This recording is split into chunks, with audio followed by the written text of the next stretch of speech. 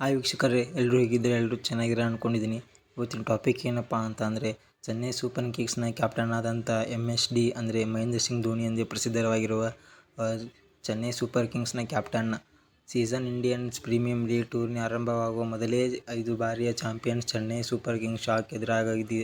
ತಂಡದ ಮಾಜಿ ನಾಯಕ ಹಾಗೂ ಚಾಣಾಕ್ಷ ವಿಕೆಟ್ ಕೀಪರ್ ಧೋನಿ ಆರಂಭಿಕ ಇಂಡಿಯನ್ಸ್ ಪ್ರೀಮಿಯಂ ಲೀಗ್ ಹೊಸ ಸೀಸನ್ ಶುರುವಾಗುವಷ್ಟೇ ಕೆಲವೇ ಗಂಟೆಗಳಲ್ಲಿ ಬಾಕಿ ಇರುವಾಗ ಚೆನ್ನೈ ಸೂಪರ್ ಕಿಂಗ್ಸ್ ತಂಡದ ದೊಡ್ಡ ಹೊಡೆತ ಬಿದ್ದಿದೆ.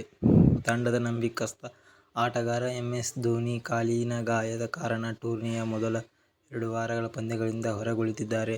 MS ಧೋನಿ ಸದಾ ಕಾಲಿನ ಗಾಯಕ್ಕೆ ಚಿಕಿತ್ಸೆ ಪಡೆಯುತ್ತಿದ್ದಾರೆ. ಇದರಿಂದ ಅವರು IPL 2026ರ ಮೊದಲ 2 ವಾರಗಳಿಗೆ ಅಲಭ್ಯವಾಗಿರುವ ಸಾಧ್ಯತೆ ಇದೆ. ಬೇಗ ಗುಣಮುಖರಾಗಿ ತಲಾ ಎಂದು ಚೆನ್ನೈ ಸೂಪರ್ ಕಿಂಗ್ಸ್ ತನ್ನ ಅಧಿಕೃತ ಸೋಷಿಯಲ್ ಮೀಡಿಯಾದಲ್ಲಿ ಪೋಸ್ಟ್ನ ಬರೆದಿದ್ದಾರೆ. ಇನ್ನು ಅವರು 2 ವಾರಗಳ ಕಾಲ ತನ್ನ ತಂಡದಲ್ಲಿ ಆಟವಾಡುವುದಿಲ್ಲ.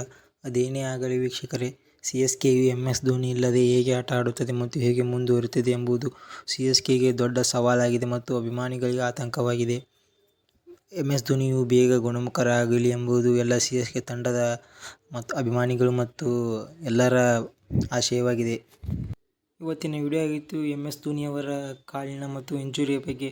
ಮತ್ತೆ ಮುಂದಿನ ವಿಡಿಯೋದಲ್ಲಿ ಸಿಗೋಣ. ಅಲ್ಲಿವರೆಗೂ ನನ್ನ ಚಾನೆಲ್ನ ಲೈಕ್ ಮಾಡಿ, ಶೇರ್ ಮಾಡಿ, ಸಬ್ಸ್ಕ್ರೈಬ್ ಮಾಡಿ.